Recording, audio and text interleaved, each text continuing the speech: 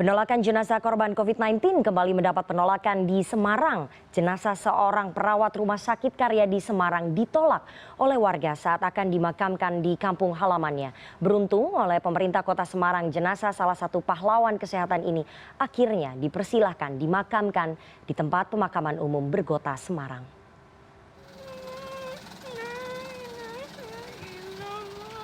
Isak tangis haru tenaga medis Rumah Sakit Karyadi Semarang mengiringi keberangkatan ambulans yang berisi jenazah Nuria Kurniasih ke tempat peristirahatan terakhir di Sewakul, Kabupaten Semarang, Kamis sore. Nuria merupakan perawat Rumah Sakit Karyadi Semarang yang terinfeksi COVID-19 setelah beberapa hari merawat seorang pasien positif COVID-19 yang akhirnya meninggal di rumah sakit tempat kerjanya. Ironisnya, saat tiba di tempat pemakaman umum Sewakul, Kabupaten Semarang, jenazah Nuria ditolak warga sekitar karena dianggap dapat menularkan virus corona. Jenazah Nuria pun akhirnya dibawa kembali ke kamar mayat Rumah Sakit Dr. Karyadi Semarang dan tak berselang lama pemerintah kota Semarang yang mendapatkan informasi langsung mempersilahkan jenazah Nuria dimakamkan di TPU Bergota Kota Semarang meski pada malam hari.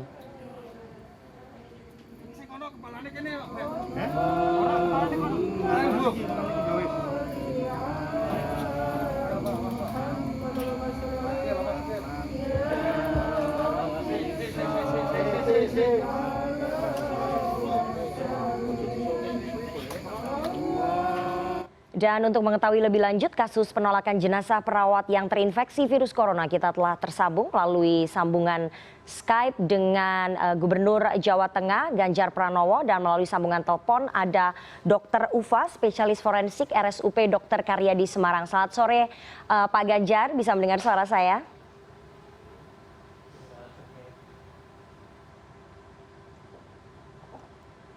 Selamat sore Pak Ganjar. Ya, selamat sore. Apakah bisa mendengarkan suara saya? Oh, saya bisa mendengar suara Anda dengan jelas Pak Ganjar. Dan saya ingin menyapa Dr. Ufa, spesialis forensik dari Rumah Sakit Umum Pusat Dr. Karyadi Semarang. Selamat sore Dr. Ufa. Selamat sore Mbak. Oke, saya mungkin ke Dr. Ufa terlebih dahulu. Pak Ganjar, nanti saya akan ke Anda. Dr. Ufa, ini ada informasi yang kami dapatkan bahwa ada jenazah petugas medis, tepatnya perawat di Rumah Sakit Dr. Karyadi Semarang yang positif COVID-19, kemudian akan dimakamkan di salah satu tempat pemakaman umum di Ungaran, kemudian ditolak oleh warga. Mungkin Anda bisa ceritakan bagaimana sebetulnya kronologisnya, Dr. Ufa. Baik Mbak, jadi kemarin sekitar pukul 12:30-an almarhumah Ibu Nuria, perawat dari geriatri yang selama ini juga merawat pasien-pasien COVID ini, tertular dan meninggal pada pukul 12:30-an. Kemudian oleh keluarga hendak dimakamkan di Ungaran, di samping makam orang tuanya, bapaknya, ayahnya ya.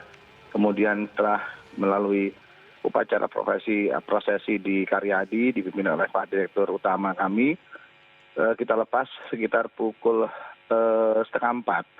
Dalam perjalanan ke sana ternyata yang tadinya makam sudah disiapkan, ada beberapa warga yang tiba-tiba menolak pemakaman di sana, sehingga akhirnya kami lapor dengan Pak Direktur, kemudian disarankan untuk dimakamkan di pemakaman keluarga besar Rumah Sakit Umum Dr. Karyadi Semarang.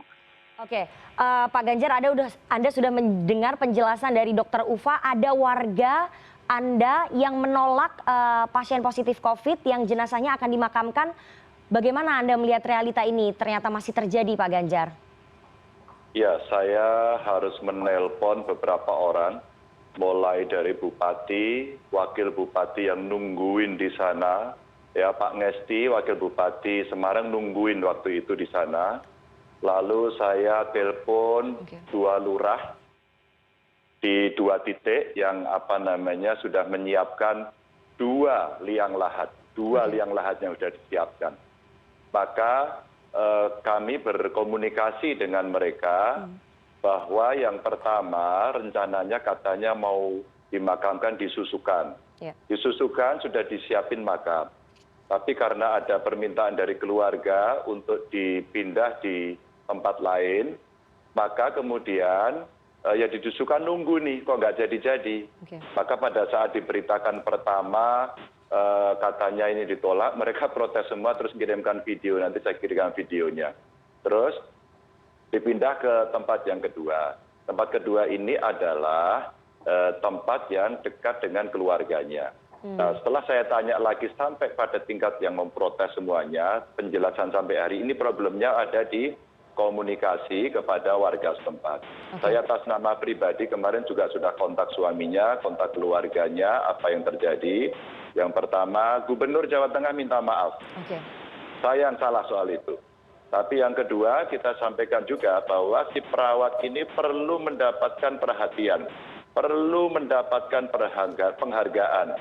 Masyarakat semuanya mesti tahu, apapun komunikasi yang tidak jelas, tidak boleh menolak jenazah, apalagi yang dari COVID-19.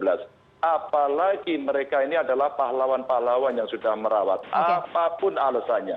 Jadi sampai saya tadi klarifikasi Mbak di beberapa tokoh-tokoh, memang ceritanya agak berbeda, tapi sudahlah. Biarkan mereka tenang di sana agar kita tidak berdebat pada soal itu. Saya bertanggung jawab untuk menjelaskan semuanya, saya punya rekamannya, punya detailnya satu persatu. Oke, saya mau kembali lagi ke Dr. Ufa. Dr. Ufa, dari foto yang beredar di media sosial, Anda juga ikut menggali makam almarhumah. Apakah memang ada penolakan dari petugas makam sehingga Anda sebagai dokter spesialis forensik juga harus ikut menggali makam almarhumah, Dr. Ufa? Enggak, jadi mungkin yang foto itu pemakaman Mbak. Jadi awalnya ketika saya sampai sana di Sewakul, di Ungaran itu kami mencoba, saya sendiri yang mencoba untuk menjelaskan pada warga, meyakinkan pada mereka. Awalnya mereka bilang bisa memahami bahwa COVID itu tidak, jenazah COVID tidak menularkan dan tidak mencemari lingkungan. Namun alasan mereka adalah tidak samanya alamat domisili dengan pemakaman, alasan mereka begitu. Nah, karena terlalu lama pihak keluarga juga kasihan, saya lapor dengan direktur kemudian segera membawa untuk diutus kita membawa ke pemakaman di Karyadi. Nah, itu pemakaman sendiri juga malam hari Mbak, karena kita kembali dan itu kita langsung semuanya turun semuanya, nggak cuma saya, semuanya para pimpinan juga semua di makam. Oke, Pak Ganjar, sebetulnya bagaimana memberikan pemahaman yang clear dan langsung tepat sasaran kepada masyarakat agar kejadian-kejadian seperti ini tidak terulang kembali begitu Pak Ganjar? Ya, saya berharap betul nanti protokolnya kita perbaiki. Sekali lagi saya minta maaf sama keluarga kalau hari ini kita mesti membahas. Saya tidak bermaksud menyinggung perasaan semuanya, tapi saya mencoba mengedukasi masyarakat seluruhnya, wabil khusus yang ada di Jawa Tengah. Edukasinya adalah transparan saja. Mbak, barusan orang yang menengahi saya kontak, namanya Pak Sutiadi. Pak Sutiadi itu yang mewakili antar RT-RT yang menolak. Pak Sutiadi, kenapa Anda menolak? Anu kok Pak, kabarnya disusukan juga ditolak, maka kami juga menolak. Loh, disusukan nggak nolak kok, masa di Sewakul nolak begitu? Ini saya tanya. Anu Pak, informasi pertama yang diberikan kepada kami bukan COVID-19. Ya hanya sakit paru-paru atau apa begitu saja. Kami butuh transparan juga. Sebenarnya konteks dari yang semuanya kemudian ada different mekanisme masing-masing, maka yang dibutuhkan hari ini adalah informasi terbuka. Maka dari rumah sakit, dari masyarakat, dari keluarga khusus untuk COVID-19, tolong kiranya harus transparan betul. Kalau nanti ini yang saya dengar yang kedua Mbak setelah Banyumas, kejadian di Banyumas itu menurut saya luar biasa sampai dicegat di pinggir jalan, jadi dramatis sekali, lebih dramatis dari cerita ini. Tapi Pak Hussein, bupatinya waktu itu bagus banget dia menangani, bahwa dia ikut menguburkan, dia pakai APD, menjelaskan, dan efeknya Mbak di Banyumas hari ini semua berebut. Silakan kalau ada desa yang menolak, makamkan di tempat saya. Nah inilah sebenarnya nilai-nilai yang ada di masyarakat. Pak Ufa ini sudah saya ajak bicara waktu itu bersama kami untuk menjelaskan pada masyarakat, dan saya share ilmu beliau kemana-mana untuk menjelaskan ini tidak apa-apa. Dan itu diapresiasi karena penjelasan beliau bagus banget gitu. Nah, sekarang kesalahan-kesalahan komunikasi ini coba kita dorong. Itu saya tambahan aja Mbak. Tadi sampai Ketua DPRD Provinsi Jawa Tengah, Pak Bambang Kribo itu sampai mendatangi keluarganya, ingin menjelaskan. Bahkan kami menawarkan, Ibu, kalau memang nanti keluarga menghendaki suatu ketika dipindah, masyarakat sudah siap semua. Oke, Jadi oke. komunikasi ini coba kita bangun dari salahnya komunikasi yang memang agak sensitif berkaitan dengan ini. Begitu, Mbak. Oke, artinya komunikasi harus transparan dan jangan ada miskomunikasi begitu ya. Keterbukaan itu yang paling utama agar kejadian seperti ini tidak terulang kembali. Betul. Saya akan ke Dokter Ufa kembali. Dokter, sebagai dokter spesialis forensik, tadi sudah dijelaskan juga oleh Pak Ganjar, Pak Gubernur, bahwa Anda juga sudah menjelaskan prosedurnya. Namun mungkin Anda bisa menjelaskan lagi secara rinci dan juga rigid prosedur untuk pemakaman jenazah pasien positif COVID-19 ini seperti apa agar memberikan pengetahuan dan juga pemahaman kepada masyarakat, Dokter Ufa.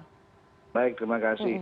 Ini saya ucapkan selamat sore dulu nih kepada Bapak saya nih, Pak Ganjar, luar biasa. Beliau sudah sangat banyak sekali memberikan penjelasan kepada masyarakat terkait COVID ini, Mbak. Mulai dari bagaimana kita berdiam di rumah, kemudian bagaimana pemulasaran jenazah, sampai dengan beliau juga mengajarkan bagaimana secara mandiri membuat masker dan sebagainya. Jadi beliau ini luar biasa kalau menurut saya, Mbak. Jadi saya betul-betul hormat pada Pak Ganjar dalam penanganan COVID ini. Jadi baik, saya sudah juga kemarin diajak Pak Ganjar juga untuk mencoba membuat penerangan pada masyarakat, Mbak. Jadi untuk pemulasaran jenazah ini sebetulnya sudah sangat rapi dan sangat aman menurut medis. Dan kebetulan kami juga sudah komunikasi dengan MUI untuk absahan secara syar'i untuk pemakaman atau pemulasaan jenazah Muslim.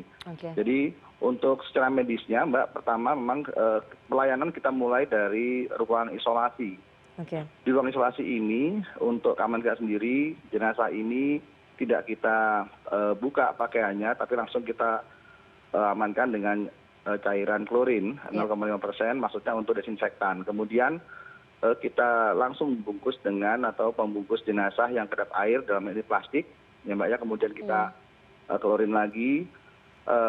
Sebelumnya maaf, saya ini dulu kita berikan penghormatan untuk dimandikan dan disucikan, yaitu dengan cara memberikan air yang sifatnya suci dan mensucikan, sekaligus dengan mengucapkan niat saat memandikan, juga saat membutuhkan. Setelah itu disiram lagi dengan cairan klorin, kemudian baru kita lapisi dengan plastik membungkus, kemudian kita ikat dan kita klorin lagi, Mbak. Setelah itu kita kafani dan kita klorin lagi dan kita lapisi lagi dengan 2 lapis pembungkus plastik, dan masing-masing lapisnya kita kuatkan ikatannya dan kita masing-masingnya juga kita klorin. Jadi betul-betul sangat rapat, kedap udara dan betul-betul aman. Setelah itu kita pindah ke peti jenazah, di mana peti jenazah ini kita seal, kemudian dipaku dan kemudian juga diklorin lagi. Nah, saat membawanya ke ambulans pun, ambulans juga diberikan klorin lagi. Jadi tidak ada alasan bahwa ambulans bisa menyebarkan virus tersebut di jalan, begitu kira-kira, Mbak. Kemudian yang menjadi kekhawatiran masyarakat ataupun warga kan pada saat pemakaman, banyak sebetulnya yang bertanya apakah kemudian setelah jenazah ini dimakamkan dikhawatirkan akan menularkan begitu. Nah, mungkin Pak Dr. Ufa bisa menjelaskan bahwa ini tidak mungkin terjadi setelah prosedur-prosedur tadi yang sudah dijalankan secara medis begitu. Betul, Mbak. Jadi mungkin nanti kalau saran saya nanti ngelihat vlognya Pak Ganjar, itu beliau sudah sama dengan dokter pengetahuannya kalau menurut saya ini. Jadi artinya yang dikatakan beliau sangat benar bahwa virus ini ketika dia inangnya meninggal, ya jenazah ini orang ini meninggal di dalam jenazah, virus ini udah mati, Mbak. Nah, kemudian meskipun demikian kita masih membuat kondisi yang sangat aman, yaitu dengan melapisi jenazah dengan 3 lapis plastik dan masing-masing lapisannya kita klorin. Dan kita masukkan peti dan petinya pun kita klorin begitu. Jadi sangat-sangat aman. Gitu, Mbak. Artinya masyarakat tidak perlu khawatir kalau semua prosedur sudah dijalankan, diberikan cairan klorin, dilapisi pembungkus plastik, itu tidak akan menular begitu ya, Dokter ya? Betul sekali. Betul sekali.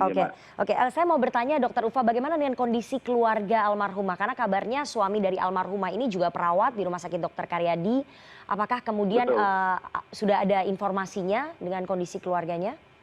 Ya, jadi memang Mas Joko ini perawat IGD. Beliau mungkin saya cerita sedikit adalah perawat yang sangat cekatan, terampil, beberapa kali juga dengan kami. Kemudian saya juga tim bencana Mbak di Rumah Sakit Karyadi, beberapa kali ikut kita ke lokasi bencana. Jadi sangat-sangat tahu lah bagaimana mengamankan diri juga terhadap dalam hal ini COVID. Nah memang pada beberapa hari terakhir ini, beberapa minggu terakhir ini istrinya sakit akhirnya meninggal. Beliau juga ketika menyinggung istrinya juga sangat memperhatikan keamanan diri beliau. Jadi APD lengkap saat menjenguk dan sebagainya gitu Mbak. Tapi suaminya kemudian masih menjadi PDP atau bagaimana kondisinya, Dr. Ufa?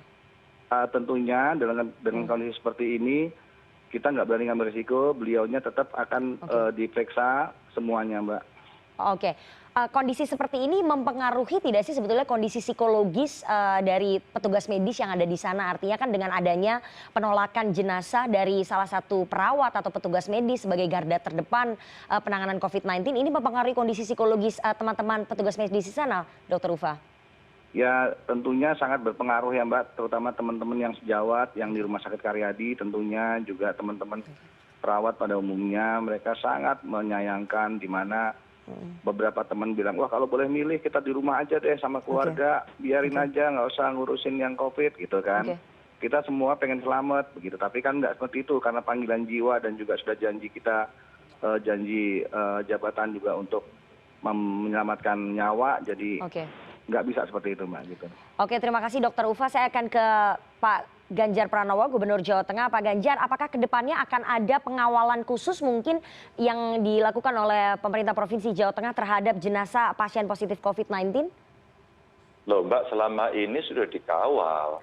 Yang diperlukan sebenarnya adalah persiapan-persiapan komunikasi. Jadi begini, kalau umpama awal ya Mbak ya, ini nun sewu ya, kalau di awal senarionya terstol, dimakamkan, disusukan, sudah selesai Mbak, nggak ada kok penolakannya kok. Jadi ketika pindah ke Sewakul ada isu penolakan, loh di sana aja ditolak kok di sini diterima begitu. Nah itulah mulai terjadi cerita penolakan. Sebenarnya masyarakat Jawa Tengah nggak seperti itu. Bahwa ada satu dua mesti dijelaskan, iya. Maka sekali lagi kuncinya tadi mesti ada komunikasi yang jujur, yang baik. Protokolnya kayaknya perlu didorong, diaudit, dievaluasi agar ini bisa sampai kepada masyarakat dengan baik. Termasuk kekritisan masyarakat, loh kalau itu COVID-19 positif kok prosedurnya seperti ini, kok tidak ada yang menggunakan baju APD dan sebagainya pakai asmat begitu. Nah ini yang kenapa saya sampaikan pendidikan-pendidikan secara terbuka itu agar masyarakat bisa menerima. Dan tadi Pak RT-nya minta maaf karena dari asosiasi perawat sudah bertemu dan menyampaikan kami minta maaf, tapi urut-urutannya memang seperti ini. Maka saya sampaikan melalui CNN ini, apapun alasannya tidak boleh menolak jenazah, nggak boleh gitu, karena penjelasannya dari sisi agama, dari sisi medis semuanya sebenarnya semua sudah memenuhi syarat gitu, aman insya Allah. Oke Pak Ganjar, akan ada santunan mungkin dan juga bantuan kepada keluarga almarhumah sebagai petugas medis di garda terdepan penanganan COVID ini? Ya kalau santunan dan sebagainya semua sudah kita siapkan para aturan-aturan dari kementerian, bahkan kemarin dengan Kementerian Keuangan kita bicara sampai dengan yang terjadi di rumah sakit swasta, karena protesnya ke saya sudah banyak kok Mbak. Bagaimana menjaga mereka, terus kalau ada kasus seperti apa, bahkan in case ya, kasus ini saja, itu ada yang nulis ke saya, Pak Ganjar ini kenapa begini? Kalau kami perawat ditolak, boleh nggak kami menolak pasien? Gitu. Maka tadi saya senang Pak Uba menyampaikan ini ada sumpah profesi, ada risiko-risiko yang mesti kita sampaikan. Sekali lagi, saya turut berduka cita dan kami memberikan penghormatan yang sangat tinggi. Bapak Ibu masyarakat, dokter, tenaga kesehatan, perawat ini adalah pahlawan-pahlawan yang akan menjaga, tolong hormati mereka, jaga mereka. Pasien siapapun yang positif COVID-19, tolong jangan ada stigmatisasi. Yang meninggal tolong terima baik-baik karena SOP-nya dilaksanakan pun dengan sangat baik. Terakhir singkat saja Pak Ganjar, Anda menjamin bahwa kejadian ini penolakan jenazah terhadap pasien positif COVID-19 tidak akan terjadi lagi di wilayah Anda di Provinsi Jawa Tengah? Saya selalu berusaha dan kemudian semua kita minta memahami. Insya Allah akan kita jaga. Terima kasih sekali Pak Ganjar Pranowo, Gubernur Jawa Tengah sudah bergabung bersama dengan kami pada sore hari ini. Dan sebelumnya ada Dr. Ufa, spesialis forensik dari Rumah Sakit Umum Pusat Dr. Karyadi Semarang. Terima kasih sekali atas waktunya pada sore hari ini.